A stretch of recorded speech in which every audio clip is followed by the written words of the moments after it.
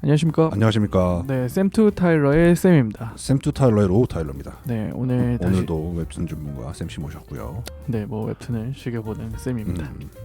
오늘은 뭐 정확히 말하면 웹툰은 아니고요. 간만에 일본 만화 하나 가지고 왔습니다. 얼마 전에 제가 TV를 보다가 영화 채널에서 우연히 신의 한 수라는 영화를 보게 됐어요. 무슨 아시나요? 들어는 봤죠. 네네, 이게 바둑을 소재로 한 영화인데 바둑 액션이죠. 그렇죠. 뭐 바둑은 뭐 전혀 몰라도 볼 수 있는 네. 뭐 바둑은 사실 뭐 도구일 뿐이죠. 액션이죠, 액션. 그렇죠. 말씀하셨듯이 이 영화를 보면서 좀 비슷한 만화가 생각이 나서 간만에 들고 온 일본 만화입니다. 고스트 바둑왕이고요. 일본명으로는 히카루의 바둑. 이게 원래 한국에 처음으로 출판된 이후에 완전판으로 다시 한번 출간이 됐어요. 슬램덩크처럼. 그때는 이제 원작의 제목인 히카루의 바둑을 가지고 왔었는데 처음에 또 저희가 봤을 시절에는 고스트 바둑왕이었잖아요. 그렇기 때문에 고스트 바둑왕이라고 일단 소개를 하도록 하겠습니다. 2000년부터 2003년에 걸쳐 총 23권, 23권의 단행본으로 발매가 되었습니다. 이 고스트 바둑왕은 일단 스토리 작가와 그림 작가가 달라요. 근데 뭐 스토리 작가보다는 그림 작가분이 유명하셔서 이분만 간략하게 소개를 할게요. 그 그림 작가분이 오바타 타케시라는 분인데 사실 이전에 방송에서 한번 말씀드린 적이 있어요. 네. 데스노트의 그림 작가입니다. 맞습니다. 네네, 데스노트의 그림 작가고, 데스노트 보신 분들은 아시겠지만 이게 그림이 정말 섬세합니다. 거기서 나오는 약간 사신이라든지 그런 것들을 표현하는 데 있어서 그 선의 터치라고 해야 되나요? 되게 섬세하죠. 되게 섬세하고 약간 요즘 웹툰과는 정말 다른 느낌이 다르죠. 그렇죠. 약간 정말 이게 펜으로 그린 그림이구나 라는 그런 느낌의 그림이고요. 고스트 바둑왕에서도 역시 이런 그림으로 굉장히 호평을 받으신 분입니다. 정말 저는 개인적으로 그 데스노트의 그림 떠올려 보면은 그게 정말 어마어마했던 것 같아요. 그렇죠. 네, 지금 생각을 해봐도 작가 소개는 뭐 어차피 뭐 일본 작가분이니까 저희가 그렇게 접할 일은 많지 않을 것 같아서 그렇죠. 네, 일단 뭐 작가 소개는 이 정도에서 마무리를 하고요. 아까 일본명이 히카루의 바둑이라고 했잖아요. 그래서 주인공이 히카루입니다. 히카루. 쉽게 얘기하면 히카루가 바둑 두는 만화예요. 근데 그 바둑에 약간 판타지적인 요소가 들어가는 거죠. 제가 이 만화를, 그러니까 2000년에서 2003년이면은 제가 어렸을 때거든요. 이 만화를 저희 작은아버지가 보고 계셨어요. 그래서 혹시 작은아버지는 바둑을 두시거든요. 그래서 바둑을 몰라도 이 만화를 볼 수 있느냐? 전혀 문제 없다. 그래서 시작을 했습니다. 제가. 네. 역시나 전혀 문제는 없더라고요. 그렇죠. 네네. 그래서 이 주인공인 히카루가 6학년 학생입니다. 초등학교 6학년. 근데 할아버지 집 다락방에서 바둑판을 발견을 해요. 그래서 이거를 내가 팔아먹어서 내 용돈을 해야겠다 라고 해서 그 바둑판을 팔아먹으려고 꺼내는데 그때 귀신이 나온 거죠.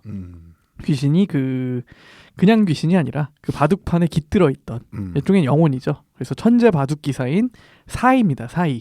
그 사이의 영혼이 히카루의 몸속에 빙의를 하게 되는 거예요. 네, 근데 뭐 빙의라고 해봤자 뭐 히카루를 조정하는 건 아니고요. 그냥 히카루 눈에만 그 영혼의 사이의 영혼이 눈에 보인다.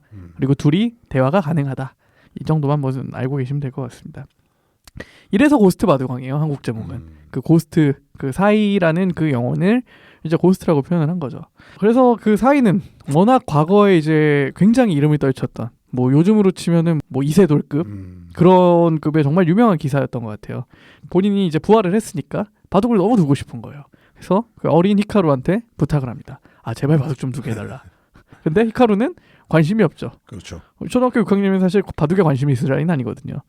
그래서 싫다. 그럼 재미없는 거 뭐하러 하냐. 그때 계속 거절하다가 사이가 하도 하니까 이제 결국 그 소원을 들어주기로 하고 그러면 내가 너 대신에 바둑을 더 주겠다. 네가 어디에 두라고 하면은 내가 바둑을 두겠다라고 하고서는 바둑에 입문을 합니다. 근데 아무리 바둑을 뭐 대충 둔다고 하더라도 뭐 기본 룰을 알아야 될 거 아니에요. 그렇죠. 네, 그렇기 때문에 이제 동네 바둑 교실에 나름 등록을 합니다. 뭐 바둑의 기초를 배우기 위해서 여기에 다니면서 기초를 익히게 되는데 거기서 또 우연히 천재 바둑 소년을 만나요. 아키라라는 소년을 만납니다. 이 아키라는 쉽게 얘기하면은 바둑 금수저예요. 아버지가 뭐 현 시대 프로기사. 그쵸. 뭐 본저라고 불리는 그런 프로기사고 그 프로기사의 아들이니까 어렸을 때부터 영재 교육을 받고 본인 스스로도 재능이 굉장히 있고 약간 본인 스스로도 그것을 알기 때문에 굉장히 좀 좋게 말하면 자신감, 안 좋게 말하면 좀 허세가 있는 그 당시에는 그렇죠. 그런 친구죠. 히카루가 호기롭게 나 쟤랑 더 볼 거다. 그러면 이제 무시를 하죠. 이제 처음에 아키라는. 근데 하도 히카루가 이제 간척을 하니까 뭐 아키라가 그냥 뭐 빨리 그냥 이겨버리고 끝내버려야겠다 라고 하고서 한판 둡니다. 근데 이제 거기서 실제로 바둑을 두는 건 히카루가 아닌 그렇죠. 몇백 년 전에 최강이었던 사이가 두는 거기 때문에 아키라가 거기서 깨지게 됩니다. 아키라는 굉장히 충격을 받죠. 그렇죠. 나는 뭐 당연히 내가 바둑으로선 이 같은 나이대에선 최고라고 생각을 했는데 이렇게 동네 바둑 교실에서 깨지다니. 이 소식을 아키라의 아버지 그 본자도 알게 됩니다. 그래서 정말 신기한 거죠. 내 아들이 그렇게 막 동네에서 질 실력이 아닌데 그래서 이 히카루의 실력을 알고 싶다면서 히카루를 집으로 초대를 합니다. 네. 그래서 좀 우스꽝스러운 그림이긴 하지만 초등학교 6학년인 히카루와 그 나이 많은 본자 아키라 아버지가 바둑을 두는 거죠. 물론 실제로 바둑을 두는 건 히카루가 아닌 사이입니다. 그래서 이제 바둑을 두는데 히카루가 원래는 사이가 알려주는데 그곳에 바둑을 둬야 되는데 이제 이 친구도 바둑을 조금 배웠잖아요. 그러니까 바둑을 두다 보니까 뭔가 두근두근한 거예요. 가슴속이. 그래서 자기도 모르게 바둑 수를 두게 됩니다. 그러니까 사이가 지시를 하지 않았는데도 그냥 자기가 여기에 놓으면 좋을 것 같은데 하면서 그냥 자기가 가슴이 시키는 대로 놓은 거예요. 바둑들을. 그리고 본인이 놀랍니다. 네. 사이한테 그리고 애꿎은 사이한테 추궁을 합니다. 네. 너 설마 나의 몸까지 조종을 한 거냐. 근데 그게 아니다. 근데 이제 히카루도 깨달은 거죠. 자기가 바둑에 흥미가 있고 어느 정도 재능도 있다. 좋아하게 됐다. 네, 좋아하게 된 거죠.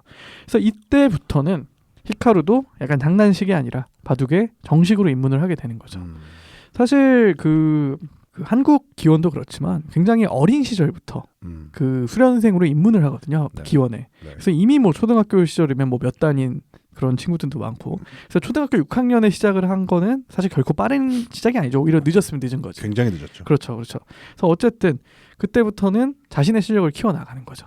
그러니까 더 이상 사이의 도움을 받지 않고 이제 자신의 바둑을 두기를 시작하는 건데 그러다 보니까 주변에서는 너무나 이상한 거죠. 분명히 실력이 어마어마했는데 물론 괜찮긴 하지만 실력이 갑자기 실제 초등학생 수준으로 줄어든 거죠. 그건 의문으로 남은 거죠. 그렇죠. 그럼에도 불구하고 이제 히카루 뒤에는 사이가 있으니까 이제 둘이 계속 대련을 하는 거죠. 집에 있을 때마다 네. 시간 날 때마다. 네. 뭐 물론 이제 히카루가 혼자 두는 거긴 하지만 어쨌든 그런 식으로 하면서 실력이 쭉쭉 퍼나갑니다. 그래서 이제 중학교에 또 진학을 하고 중학교에서도 바둑에 들어가고 또 일본에도 그 일본 기원이 있거든요.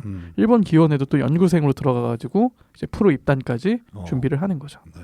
그러는 과정 속에서 이제 사이는 이제 바둑 둘 사람이 없어지는 거잖아요. 그래서 다른 방법을 생각을 해냅니다. 인터넷 바둑이라는 수단을 생각을 해낸 거죠. 네. 그래서 그 당시에 아마 인터넷 바둑이 있었을 거예요. 있었어요. 저희 아버지도 두셨거든요. 네. 네, 그래서 그 약간 전 세계 프로 바둑 기사들이 모이는 그런 인터넷 바둑계에 이제 사이라는 혜성과 같은 존재가 등장한 거죠. 네. 정말 무패의 전설을 세우면서 프로들 사이에서. 근데 약간 그런 과정이기도 하지만 결국에는 중단을 해요. 왜냐하면 자기의 정체를 들킬 것 같으니까. 왜냐하면은 저희가 게임을 해봐도 그렇지만 약간 모르는 사람하고 한다고 하더라도 이 사람의 스타일을 알면은 이게 누구구나 그렇죠. 라고 추측이 될 수가 있잖아요. 바둑도 뭐 마찬가지겠죠. 그래서 아무리 뭐 얼굴을 볼 수 없다고 하더라도 그 스타일을 보면은 그래서 실제로 제 기억으로는 아키라의 아버지가 이거 분명히 그때 나랑 뒀던 그 실력인데 그래서 실제로 히카루가 사이가 아니냐라는 의심을 받기도 해요. 약간 처음에 그 히카루와 아키라 그 천재소년 아키라 그 둘이 그 동네 바둑 기원에서 한번 붙은 다음에 거의 뭐 몇 년을 못 만납니다. 그래서 이제 서로가 서로를 라이벌이라고 생각을 하면서 사실 히카루 입장에서는 아키라를 라이벌로 생각을 한 건 사실 말도 안 되는 건데 그렇죠. 어쨌든 그만큼 히카루도 천재다라는 거를 방증하는 거기도 하고요. 어쨌든 둘 사이의 라이벌 관계를 보는 맛도 있고요. 그리고 또 바둑이 또 아시다시피 주로 동아시아 한중일 3국에서 하는 그런 게임이잖아요. 그렇죠. 그렇기 때문에 한국 기원도 등장을 하고요. 중국 기원도 등장을 합니다. 그래서 한국 기원의 그런 문화생들, 나중에 그 히카루도 일본 기원의 문화생으로서 그런 일종의 친선전, 교류전에 참가를 하는데 거기서도 약간 한국 기원이 뭔가 어마어마한 실력을 갖춘 존재로 묘사가 되기도 합니다. 아까 스토리 작가분에 대해서는 잘 설명을 안 드렸었는데 스토리 작가가 실제로 한국에 와가지고 그 당시 조은현 구단과 인터뷰를 하기도 했다고 해요. 그래서 그러면서 이제 그 당시에 한국 기원 관계자들이 다수 만나는데 역시나 이제 사실 이 바둑이라는 소재를 가지고 만화를 그리는 게 쉽지 않잖아요. 그렇죠. 그래서 한국에는 뭐 거의 없는 걸로 알고 있는데 제가 알기로는 있긴 있겠죠. 근데 제가 모르는 거 뭐 그럴 수 있죠. 네, 어쨌든 뭐 드물잖아요, 굉장히. 그래서 한국 기원에서도 굉장히 그 고스트 바둑왕의 존재에 대해서 인지를 하고 있었고, 또 한국 기원분들도 뭐 자주 보는 만화였다. 뭐 그렇게 묘사가 되더라고요. 그 약간 작가 후기, 후일담 같은데 뭐 그렇습니다. 히카루가 뭐 바둑으로 어떻게 마무리를 하게 되나? 네. 뭐 그런 과정을 보시면 될 아카리랑 것 붙게 같습니다. 되나요? 붙습니다. 결과는 기억이 안 나요. 근데 아마 뭐 대략적으로 뭐 예상은 가실 거라 생각이 들어요. 그렇죠. 네네네. 나도 이 만화를 기억이 1도 안 남아요. 그렇죠. 왜냐하면 그렇죠. 사실 뭐 이거는 네.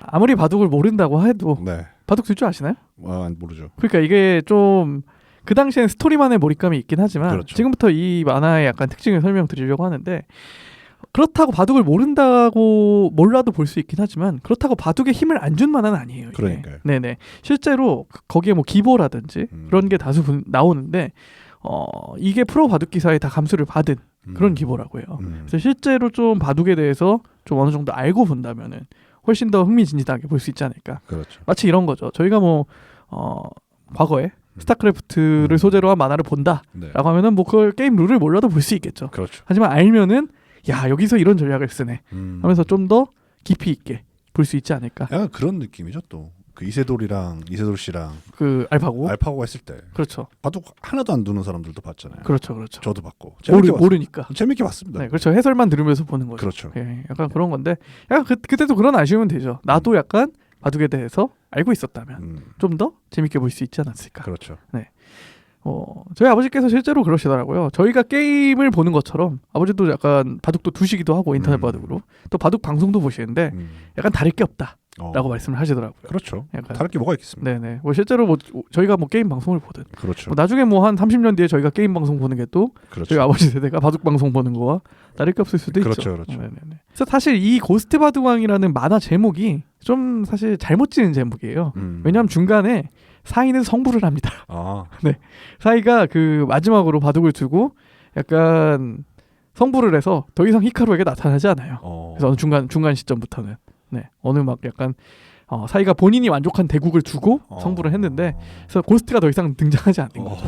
그래서 제 생각에 2011년에 재발매했을 때는 그 고스트 바둑왕이 아닌 히카루의 바둑, 히카루에 좀 더 방점을 둔 그런 제목으로 출시가 된 것 같고요. 아쉽네요. 약간 이런 식으로 그 최초 발간된 버전에서는 번역의 이슈가 좀 많다고 합니다. 그렇죠. 네네, 번역이 좀 굉장히 매끄럽지 않다. 발번역 많죠. 네네네. 그래서 좀 그런 걸로 많이 까이긴 하는데 뭐 그 당시의 환경상 좀 어쩔 수 없지 않았나. 맞습니다. 라는 생각이 되긴 합니다. 어쨌든 일본 내에서도 굉장히 히트를 친 작품이고요. 뭐 도합해서 2,500만 부가 팔렸다고 합니다. 그 일본에서 2020년도쯤인가요? 네. 약간 만화 총선이라는 걸 한 적이 있어요. 그러니까 이제 그 동안에 나왔던 모든 만화를 모아놓고 네가 제일 좋아하는 만화는 뭐냐? 인기 투표. 그렇죠. 인기 투표를 한 거죠. 소위 말해. 잘 기억은 나지 않지만 이 고스트 바둑왕도 100위 안에 들었습니다. 와. 근데 일본이 어마어마한 만화 대국이잖아요. 그렇죠. 근데 그 안에 그 모든 올타임에서 100위 안에 든다는 건 사실 쉽지 않은 작품인데. 쉽지 않죠. 그래서 어쨌든 80위권에 들었다. 아마 제 기억으로는 상위권에 뭐 드래곤볼 슬램덩크 이런 게 있었던 것 같아요. 그렇죠. 네, 아마 네. 80년에서 90년대 사이에 만화들이 많이 들어가 있을 거예요. 그렇죠. 그때가 이제 거의 개화기라고 봐야 되니까. 그렇죠. 맞습니다. 지금 보기에는 조금 약간 옛날 만화 느낌이 들 수도 있긴 하지만 그래도 어쨌든 소재가 좀 독특하니까 한 번쯤 또 보실 만한 것 같습니다. 또 완전판으로 11년도에 출간도 됐고 한 번쯤 보시면은 이미 많이 보셨을 것 같지만 그쵸. 보시면 좋을 것 같습니다. 방송은 오늘은 이쯤에서 마무리하도록 하겠습니다. 좋네요. 고스트 바둑왕. 고스트 바둑왕. 네, 히카루의 바둑이었습니다. 네, 매주 화요일마다 팟빵과 파티에서 오디오 컨텐츠로 방송 들어보실 수 있으시고요. 그리고 유튜브에서 샘트 타일러 채널에서 영상 컨텐츠로 만나보실 수 있으시니까 좋아요와 댓글, 구독 부탁드리도록 하겠습니다. 감사합니다, 여러분. 감사합니다.